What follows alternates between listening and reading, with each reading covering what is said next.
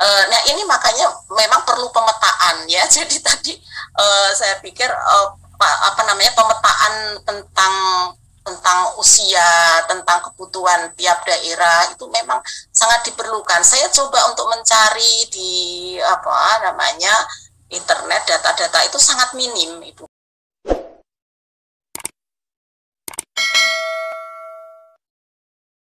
Eh, dengan melihat pentingnya eh, apa namanya ASN ini, kemudian saya coba melihat permasalahan terkait dengan ASN atau tenaga guru ASN di pendidikan dasar dan menengah. Sebenarnya sama cara pandang saya juga dengan Bapak Ibu yang terdahulu yang sudah memberikan pandangannya bahwa permasalahan terkait dengan pendidikan dasar menengah itu adalah adanya kekurangan guru dan di mana ini karena sudah bertahun-tahun kita tidak menerima apa namanya formasi guru gitu ya, tidak ada rekrutmen formasi guru. Diperparah dengan jumlah guru pensiun setiap tahunnya itu tidak ada pengganti ya. Jadi tidak ada formasi dan tidak ada pengganti guru-guru pensiun yang jumlahnya itu banyak gitu. Nah, ini menyebabkan rasio guru dan murid menjadi tidak terpenuhi dan ini menjadi sebuah permasalahan besar tentu saja kalau kita menilai bahwa guru itu adalah sosok guru dari pembangunan atau bangsa Indonesia ya, pembangunan bangsa Indonesia. Nah, untuk mengatasi kekurangan guru ini, kemudian yang kita ceritakan tadi adalah menjadikan rekrutmen guru honorer itu bertambah ya, membesar begitu, membesar dari tahun ke tahun itu membesar karena untuk memenuhi kekurangan yang ada. Nah, karena tidak dirancang secara benar pengadaan guru honorer ini, sehingga terjadi ketidakmerataan guru di Indonesia ya, di negara kita, ketidakmerataan guru. Karena apa? Tadi sudah pada disampaikan ya bahwa karena ini tergantung juga dengan kemampuan daerah. Ya, kemampuan daerah untuk bisa memberikan tunjangan atau gaji dari para guru honorer ini. Ya, jadi itu kita bisa memahaminya. Nah, inilah yang menjadi persoalan kita. Kemudian untuk bisa menjaga bahwa guru ini memastikan gitu ya, memastikan merata, kemudian memastikan kompetensinya, kemudian kesejahteraannya. Sebenarnya kita sudah mempunyai Undang-Undang Nomor 5 Tahun 2014 tentang ASN, di mana ada kesempatan ya, peluang bagi guru honorer itu menjadi ASN. Karena di dalam Undang-Undang Nomor 5 Tahun 2014 itu di pasal 6 disebutkan bahwa ASN itu ada pegawai negeri sipil dan ada PPPK. Nah, peluang guru adalah masuk pada kategori PPPK ya, untuk menjadi ASN kan. Nah, karena PPPK ini adalah bagian dari ASN. Dan tadi juga sudah disampaikan pada pemaparan terdahulu bahwa haknya menyerupai PNS gitu ya, haknya menyerupai PNS, yang membedakan hanya tunjangan pensiun, sebenarnya. Jadi ini luar biasa kesempatan yang bagus untuk dalam rangka tadi untuk meningkatkan kesejahteraan dari para guru honorer, karena kita tahu cerita tentang guru honorer di daerah itu miris sekali karena yang tidak diperhatikan kesejahteraannya begitu ya, gaji yang sangat minim, yang tidak tentu, tidak pasti begitu. Nah, jika pemerintah membuka peluang untuk memasukkannya ke dalam P3K, ini adalah sangat bagus ya, menjadi sebuah peluang. Menurut saya seperti itu.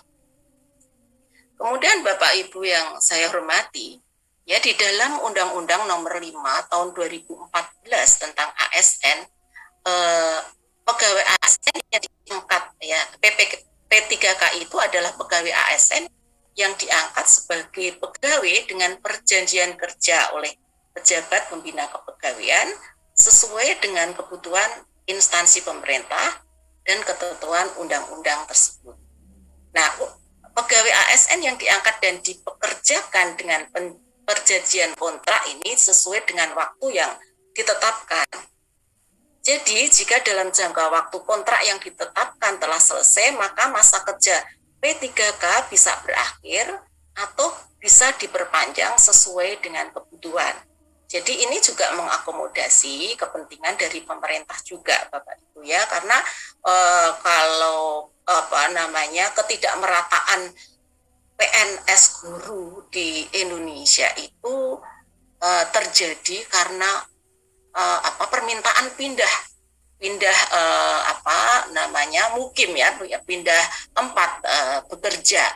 Nah, setelah dia dapat PNS begitu ya, SK PNS, banyak yang meminta untuk pindah pada wilayah tertentu ya, wilayah tertentu. Ini juga fenomena yang perlu diperhatikan dari para ASN dari guru gitu ya. Ini fenomena yang berkembang juga.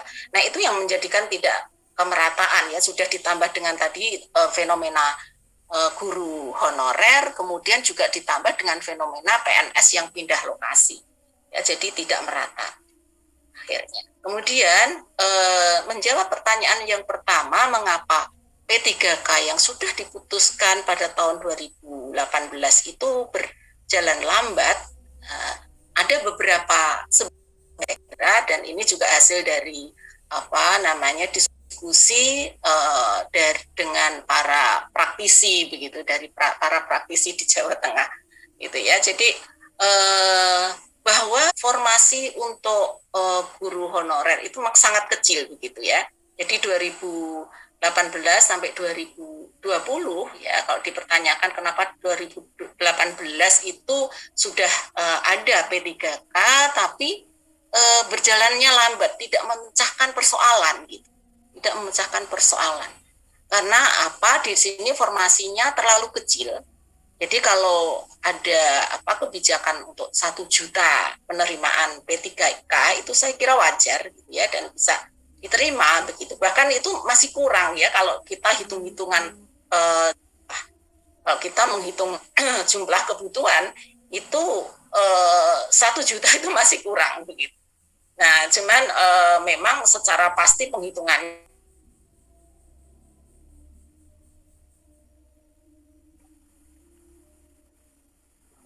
Halo, dokter. Iya, sinyalnya Ya, menghilang. ya, Ibu. Tadi sempat menghilang selama 15 detik, Bu. Oh, iya, Allah, maaf. Ulangi kalimat yang terakhir mungkin. Oh, iya. Di slide ini ya, masih di slide ini ya, Ibu ya. Masih. Jadi mengapa P3K itu yang sudah diputuskan pada tahun 2018 itu berjalan lambat ya, itu fenomena yang berkembang adalah bahwa dari 2018 sampai 2020 itu penerimaan formasi guru honorer itu sangat kecil. Kemudian sistem seleksi itu dirasakan memang susah bagi guru honorer. Jadi saya ingin menyampaikan juga bahwa guru honorer atau GTK honorer itu belum tentu muda usia.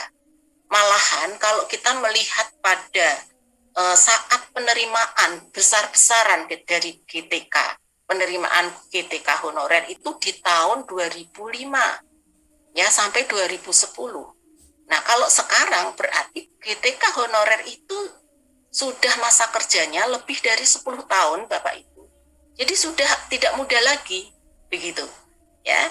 Nah, ini makanya memang perlu pemetaan, ya. Jadi tadi saya pikir pemetaan tentang usia, tentang kebutuhan tiap daerah itu memang sangat diperlukan. Saya coba untuk mencari di internet, data-data itu sangat minim, Ibu Bapak sekalian ya. Jadi sangat minim untuk bisa menunjukkan seperti apa sih sebenarnya guru honorer kita itu gitu. Kemudian sebagian dari guru honorer itu inginnya ya PNS tentu saja ya, jadi kurang tertarik P3K. Ketika ada penerimaan P3K, dia nggak yakin, saya ingin memilih PNS. Nah itu.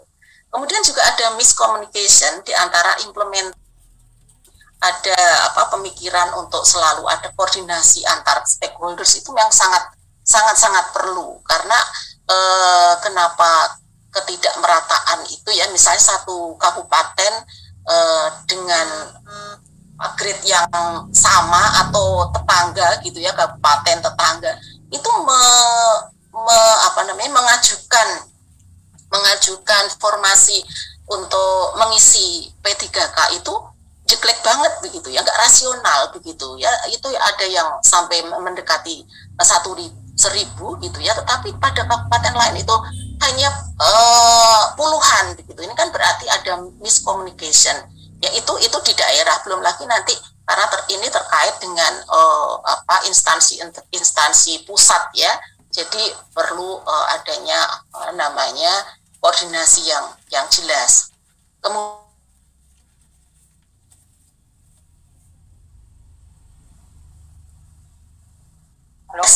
halo Pak, ya silakan ya, diteruskan. ya. Sejumlah guru honorer meminta sistem seleksi tersebut dihapuskan karena dianggap tidak menghargai masa bakti mereka yang sudah bekerja puluhan tahun ya. Jadi itu yang memperlambat kondisi.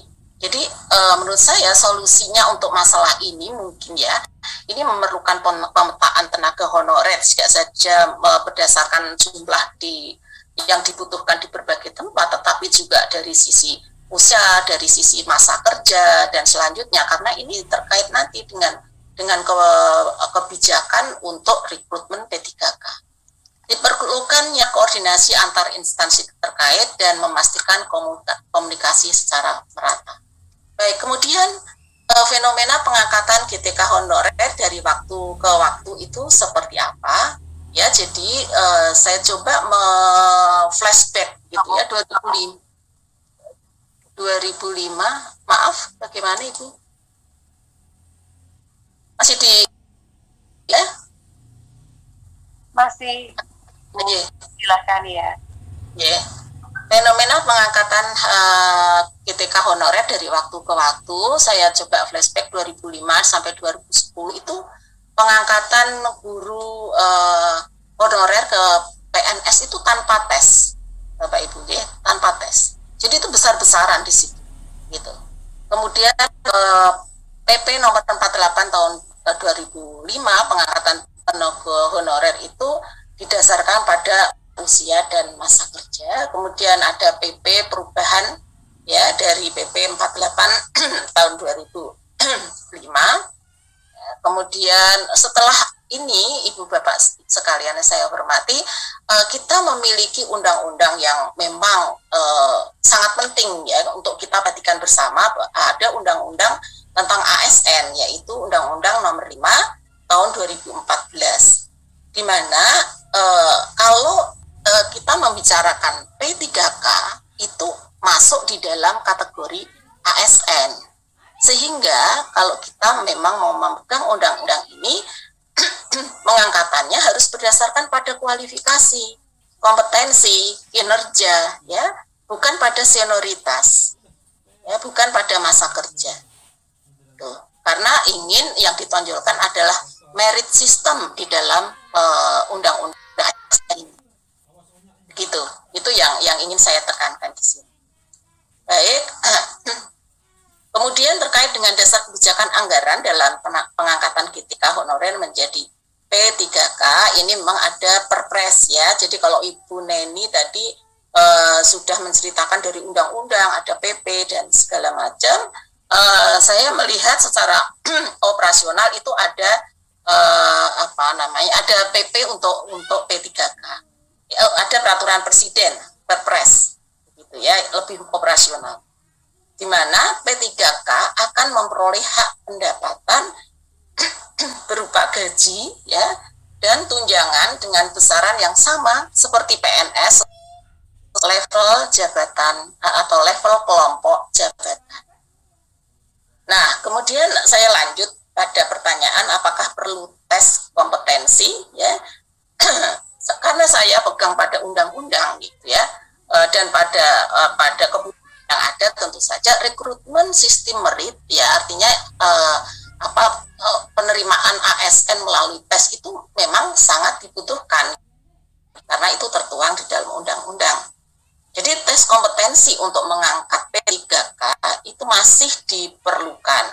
Hal ini ya kenapa? Karena demi mendapatkan tenaga profesional yang berkualitas. Ya, karena hal ini tentu dalam jangka panjang menghasilkan mutu pendidikan yang lebih baik. Nah, fenomena tadi bagaimana untuk mengatasi GTK honorer yang tidak lolos gitu ya, tidak lulus tes gitu ya. Ini ada fenomena menarik di Jawa Tengah ya, yang dipakai oleh yang dikeluarkan oleh PGRI. Ada pendampingan GTK honorer untuk menghadapi seleksi itu. Ini juga mungkin kebijakan daerah barangkali ya, kebijakan daerah. Jadi ada pendampingan. Jadi tadi memang ada usul dari Pak Teguh kemudian dan kawan-kawan, mungkin ada selain tes seleksi ya dengan materi yang sudah ditentukan, juga harus ada pembobotan dari sisi masa kerja gitu ya, dari sisi masa kerja. Baik, itu terkait kompetensi. Nah, ini saya kira kita harus pegang pada undang-undang, maka gambar ini saya ya bahwa prinsip-prinsip di dalam undang-undang itu penerimaan ASN itu ada syarat-syaratnya, kompetitif, adil, objektif. Nah, ini yang saya dengar memang saat penerimaan guru honorer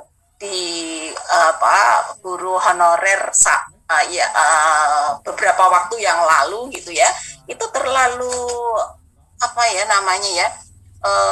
terlalu untuk screeningnya itu tidak terlalu ketat gitu ya. Screening untuk masuk tenaga honorer itu tidak terlalu ketat, sehingga kompetensi tenaga honorer itu memang dipertanyakan juga gitu ya, perlu dipertanyakan juga karena biasanya kan kebijakan kepala daerah atau kepala sekolah begitu kan, jadi ada indikasi-indikasi yang mungkin tidak diperhatikan begitu ya.